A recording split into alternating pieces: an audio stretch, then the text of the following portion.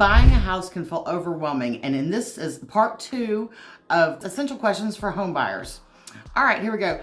Buying a house can feel overwhelming with all the steps involved.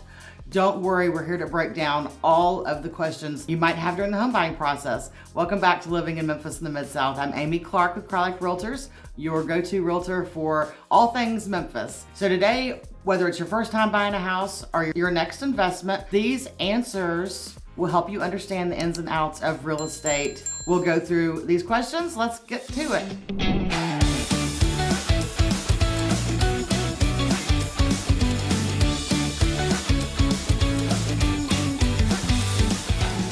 How do interest rates affect my monthly mortgage payment? So when the interest rates doubled a couple of years ago, that basically turned a home buyer that was qualified to buy a $400,000 house, turned them into a $250,000 or $300,000 buyer. It basically doubled the payments. So you would have to go down in your price so that you could afford the interest rate adjustment.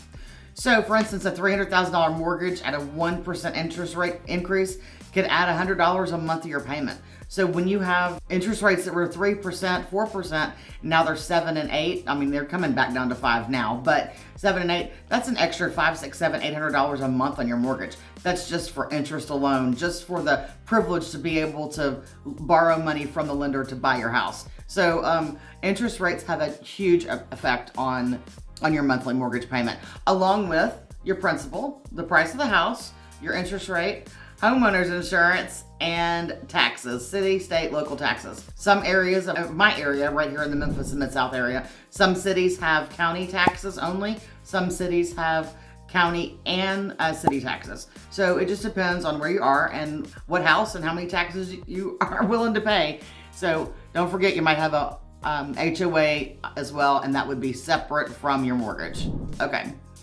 What is escrow and how does it work? Well, during the course of going through contract to close, you're going to be putting earnest money in, and this is a third-party neutral account where the funds are held during the home buying process. So it's typically to protect the buyer and the seller until all the conditions of the contract are satisfied and closing day has come and gone and the seller is paid.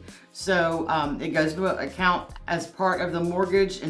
So you're gonna have your earnest money in there. You're gonna have maybe 4 or 5 months of taxes, homeowner's insurance, and it protects the bank and it protects the seller as well. So a third party person, normally an attorney or a bank, will hold this money in an escrow account so that buying and selling can continue to happen. What is the difference between a conventional loan and a government-backed loan?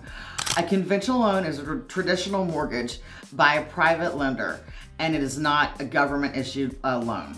So these loans require a higher credit score and usually a higher down payment. 3 to 5%. Now 20% has always been typical on a conventional loan. You just put more money down, which means you already have equity in your house when you move into it on the first day. But conventional loans are loosening their purse strings a little bit, and they're allowing you to get in sometimes between 3% down payment to 5% down payment. But typically, going with a conventional loan, it's a private loan, and you are gonna put a little bit more down payment down. Now, a government-backed loan, which would be a USDA loan, FHA loan, or a VA loan.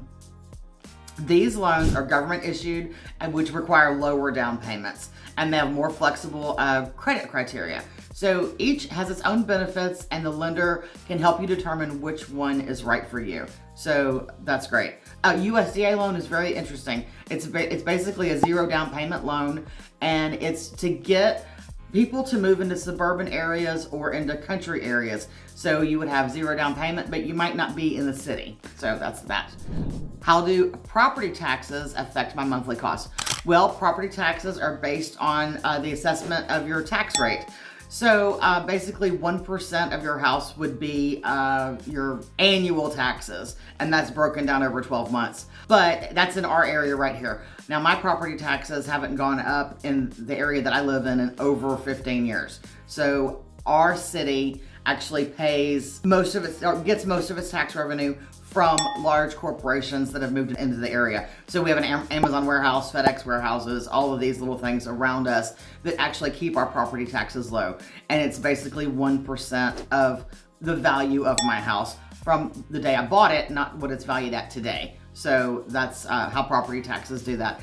They go up and down just a little bit, a couple dollars here and there every now and then, but that's just specifically for me in my area.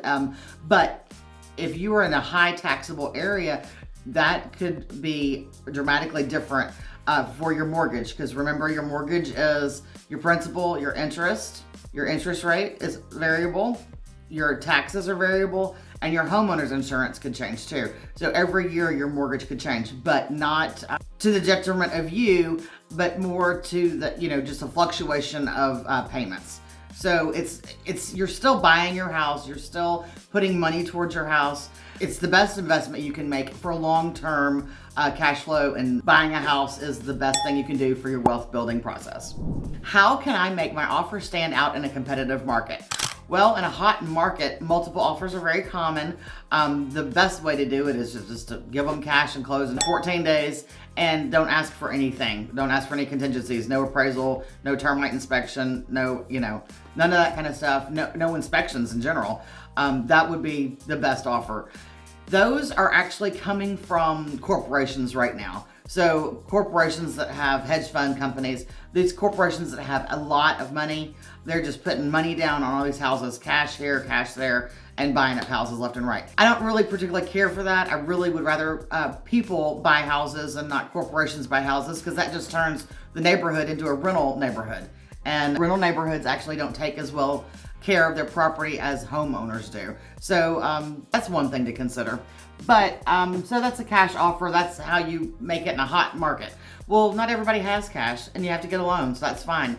You can waive some contingencies. You can ask them to not pay for your closing costs. You can ask them to not leave, the chandelier in the living room, things like that. You can make it an easy, smooth transaction for the seller, and still at a competitive price and getting a good deal for yourself. Yeah, it says here that we should write letters to the sellers, but no, we don't do that anymore. We don't write love letters, as they say, to sellers anymore.